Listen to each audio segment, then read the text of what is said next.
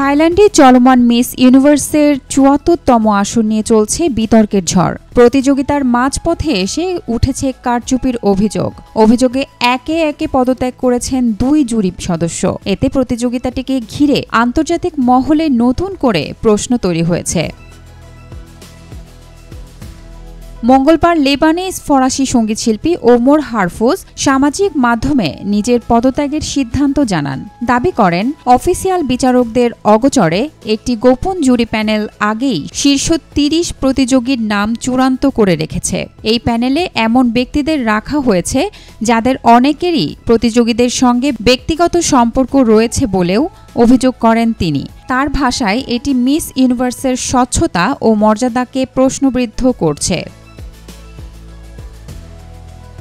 হারফুসের বক্তব্য প্রকাশ্যে আসার কয়েক ঘণ্টা পরই পদ ছাড়েন আরেক জুরি, ফরাসি ফুটবল ম্যানেজার ক্লোদ মাকেলেলে। যদিও তিনি ব্যক্তিগত কারণ দেখিয়েছেন, তবে সময়ের মিল ঘটায় বিতর্ক আরও জোরালো হয়। এর আগে এবারের উৎসবকে কেন্দ্র করে আরেকটি ঘটনা ব্যাপক সমালোচনার জন্ম দেয়। থাইল্যান্ডের এক কর্মকর্তা প্রি ইভেন্টের মিস মেক্সিকো ফাতেমা বসকে প্রকাশ্যে অপমান করে। প্রতিবাদ স্বরূপ অনুষ্ঠানস্থল ছেড়ে যান বহু প্রতিযোগী। ভিডিওটি প্রকাশ্যে আসতেই তা ভাইরাল হয়। বিশ্বব্যাপী ছড়িয়ে পড়ে ক্ষোভ। এদিকে বাংলাদেশের প্রতিনিধি তানজিয়া জামান মিথিলা প্রতিযোগিতার মাঠে দারুণ জনপ্রিয়তা অর্জন করছেন। অনলাইনে ইতিমধ্যে তার পক্ষে রেকর্ড ১৫,৫০,০০০ ভোট পড়েছে। ভোট দেওয়ার সময়সীমা শেষ হয় গত বুধবার রাত ১০টা ৫৯ মিনিটে।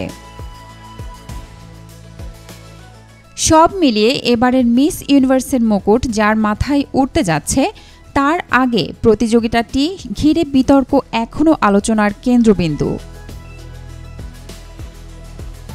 Desk report, B news 24।